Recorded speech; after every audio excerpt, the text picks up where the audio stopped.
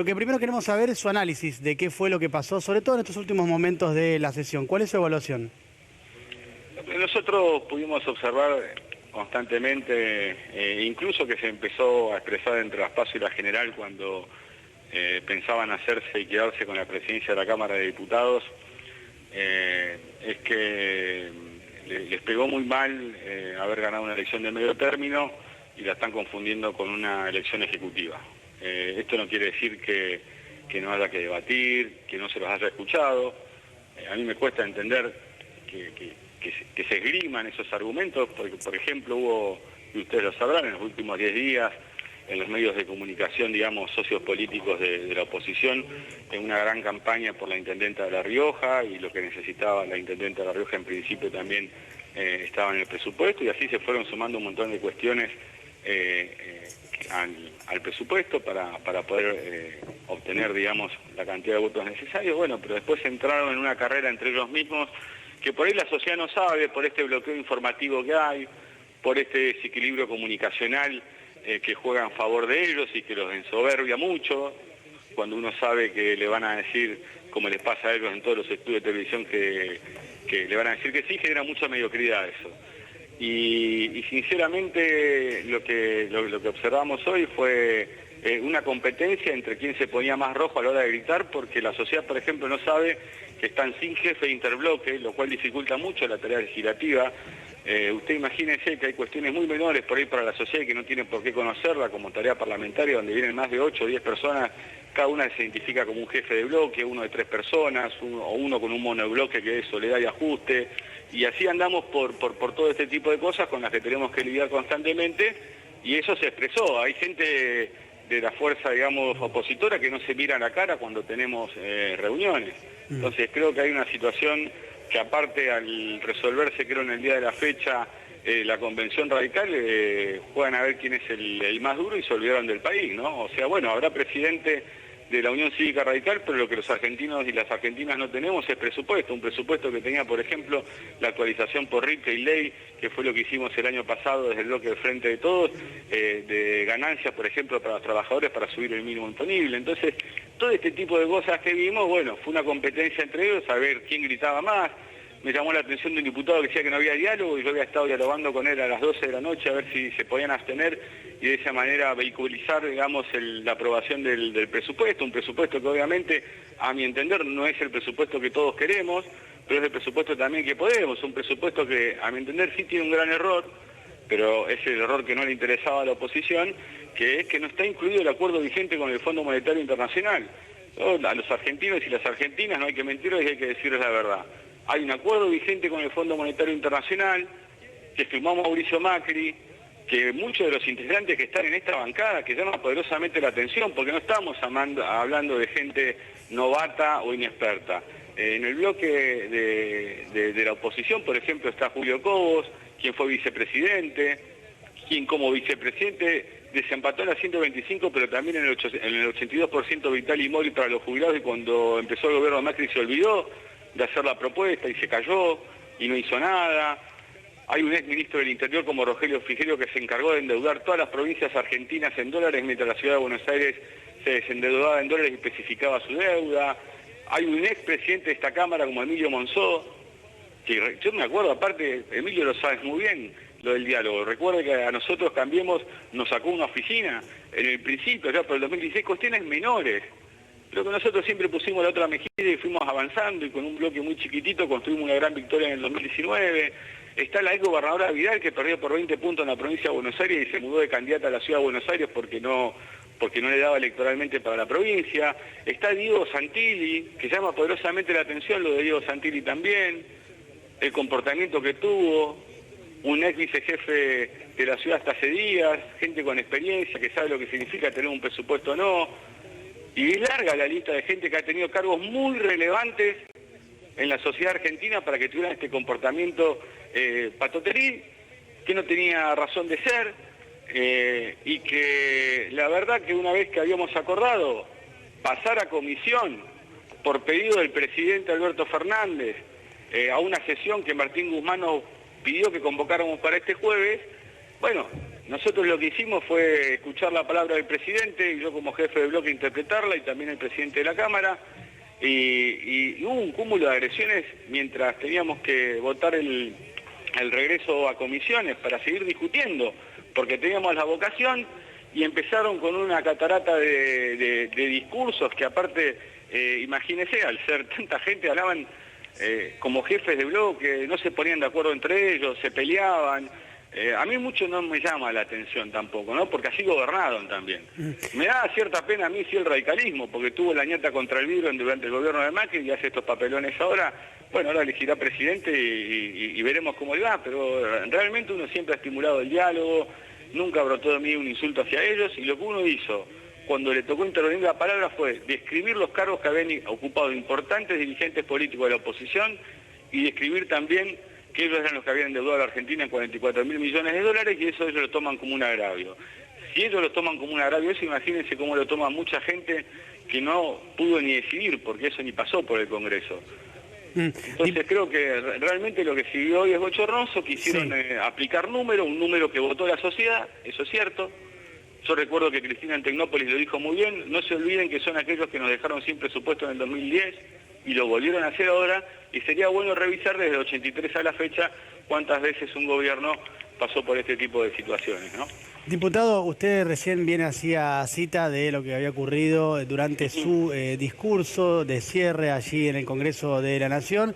Eso fue lo que utilizó, como bien usted también decía, el diputado titular del Bloque PRO, Cristian Ritondo, para decir lo siguiente. Dijo textualmente que antes de sus palabras iban a votar a favor del cuarto intermedio, pero que luego de sus palabras se sentían agraviados y que por eso cambian su voto y votan en contra. Rápidamente se pliega entonces Mario Negri, dice lo mismo, y allí sucede un hecho curioso, porque hace instantes, hacía 5 minutos, había hablado tanto el diputado López del bloque de la coalición cívica como el diputado Loredo del bloque de UCR Revolución, y habían manifestado, por más de que estaban enojados y que no estaban de acuerdo con el gobierno y demás, pero sí manifestaban su voto adelantando a favor del cuarto intermedio.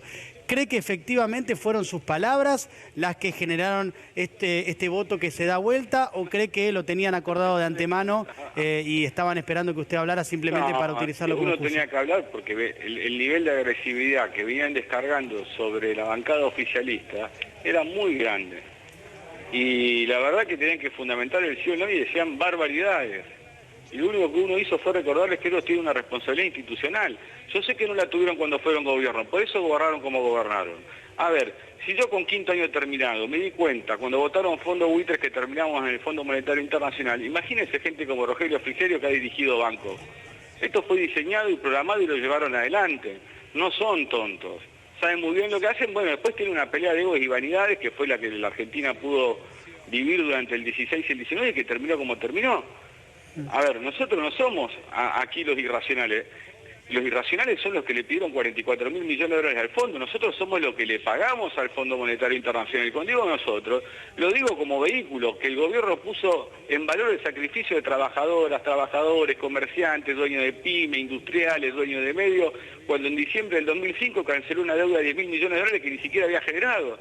Y esta gente, 16 años después, 13 en ese momento, porque fue en el 2018, trajo al Fondo Monetario Internacional y como te vuelvo a decir, el año que viene la Argentina hasta aquí sigue con el acuerdo vigente que firmó Mauricio Macri, que acompañó Larreta, que acompañó Frigerio, que son 18.000 millones de dólares. Como no pueden explicar cuál era el diseño de país que los hacía pensar que la Argentina podía afrontar tamaña deuda en un año, hacen estos escandaletes, pero la realidad es una. Lamentablemente hay un desequilibrio comunicacional, pero no me voy a callar, así tengan todos los canales, así tengan todas las radios y así tengan todos los diarios, a todos los periodistas en el bolsillo, me importa muy poco, porque a mí quienes me votaron en el 2019 me votaron para defender sus intereses. Y si tengo que hacerlo, como lo hice hoy, en cualquier lado, en una unidad básica, en un barrio, en una calle, lo voy a hacer, porque fue lo que hicimos entre el 16 y el 19. Diputado, le hago una más antes de abrirle también preguntas a mis compañeros Iván Yaroski y Andrés Lerner. ¿Cree que la intención de la oposición en este cierre de sesión es hacerle pagar el costo político a usted y al bloque que usted representa porque el presupuesto no salga? Con el bloque no, con mi bloque no. A mí que me hagan lo que quieran no me importa. Yo no me escondo ni tengo esa costumbre. Hago lo que tengo que hacer y represento lo que represento. y estoy muy orgulloso de todo lo que hemos hecho, más todavía aún cuando dejaron como dejaron el país. Entonces, ¿qué hacen? En virtud de, se apalancan en esa cuestión, ¿no? Ustedes saben que los grandes medios hegemónicos con uno tienen casi una obsesión, castigan, mienten, pero la realidad es una y finalmente se termina imponiendo, como cuando dijimos durante todo el 2015, después de un largo desendeudamiento que el trabajador y la trabajadora argentina llevó adelante y que el gobierno lo único que hizo fue poner en valor su sacrificio, protegió siempre a la gente. Y lo que hace esta gente ahora es esto porque no pueden explicar lo que pasó con el Fondo Monetario Internacional. Porque si uno pide un préstamo para capitalizar su país, para crear una fuerte flota en su vía marítima, para mejorar sus vías férreas internas, no solo las urbanas, sino también las que trasladan la producción de nuestro interior, o lo hace también para comprar aviones de carga o más aviones para su aerolínea, para construir más escuelas, para que los chicos tengan más computadoras en un mundo que necesita que nuestras chicas y chicos tengan la mayor cantidad de computadoras al alcance para no transformarse en analfabetos digitales. Bueno, esto fue lo que hicieron. Y ahora encima piensan que no tuvieron nada que ver con el país que recibimos. Y es más, en una reunión que teníamos con los jefes de bloque antes, hubo uno de ellos que dijo no nos podemos hacer los distraídos porque también somos responsables como está el país. Y actuaron como actuaron. Y hacen las cosas que hacen. Y la verdad, yo lo escuché, por ejemplo, al diputado Ritondo decir que no le votaban los presupuestos a María Eugenia Vidal. Si quieren pueden cortar conmigo y lo llaman a Martín Insaurralde, actual jefe de gabinete de la provincia de Buenos Aires, y le pregunta si hablaba conmigo o no a la hora de que Vidal tuviera los presupuestos que tenía que tener en la provincia de Buenos Aires, que tampoco le sirvió de mucho porque perdió por 20 puntos porque administraron pésimamente el Estado. Son malos administradores del Estado. Iván. Máximo, buen día. A propósito de las declaraciones tanto de Cristian Ritondo y de Mario Negri, para volver al episodio que, según Ritondo y Negri, desencadenó el rechazo opositor. Hay como un recorrido que se había trazado... Me extraña de los dos, eso es oportunismo. Yo pensé que los diálogos que teníamos eran sinceros, me extraña mucho, porque saben cómo se fue dando todo. Y saben que yo no agredí ni agravié a nadie, solo marqué la importancia de los dirigentes que había dentro del bloque opositor, que tenían que comportarse con responsabilidad democrática y no dejar a un gobierno sin presupuesto, no solo frente, digamos, a la negociación que está llevando adelante con el Fondo Monetario Internacional, sino también en medio de una pandemia. Pero vieron cómo fue durante la pandemia. Así se comportaron, así siguen haciendo. Me llama poderosamente la atención. La verdad, me llama mucho la atención. Ahora, lo que se vio, digamos, de la reacción de Ritondo era como si lo que usted hubiera dicho hubiera sido una agresión personal al diputado o al bloque o alguna descalificación desde el punto de vista personal. Pero a lo que voy es eso, lo que por lo menos a mí me dio la sensación es que la oposición estaba esperando algo para reaccionar de esa manera. Por eso yo lo que le quiero preguntar es si hubo conversaciones previas con el diputado Ritondo, con el diputado Negri. Yo que no hablara, y aparte de haberlo hecho también hubiera hablado, porque acá el problema es que quizás quieran a alguien que dé la patita y haga un muertito. Yo no pienso dar la patita ni hacer un muertito ni que me domestique. Nada, discutir seriamente todo, discutir los números del presupuesto, todo. A ver, cuando por ejemplo hablan de retenciones, no olvidemos que el gobierno de Macri le puso 4 pesos a todo aquello que se exportaba en Argentina de origen primario y a 3 pesos con valor agregado. A todo, a todo. Entonces vienen acá a dar clases, como hay situaciones insólitas. Había un diputado que hablaba sobre el estado de la educación de origen universitario y al lado tenía el ministro que había echado en el 2001, estamos a 20 años, al ministro que había recortado 700 millones de dólares de la educación y están en la misma bancada, como si nada.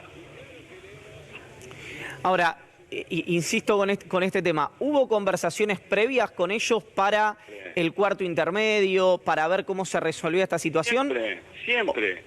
Y hubo una decisión primaria, porque bien dicen, hubo un cuarto intermedio anterior, hubo una decisión también de nuestro espacio político de seguir adelante y hubo un llamado del presidente Alberto Fernández en la mañana, casi serían 7:30, 7 de la mañana, pidiéndonos que pasáramos el proyecto a comisión como un gesto de buena voluntad.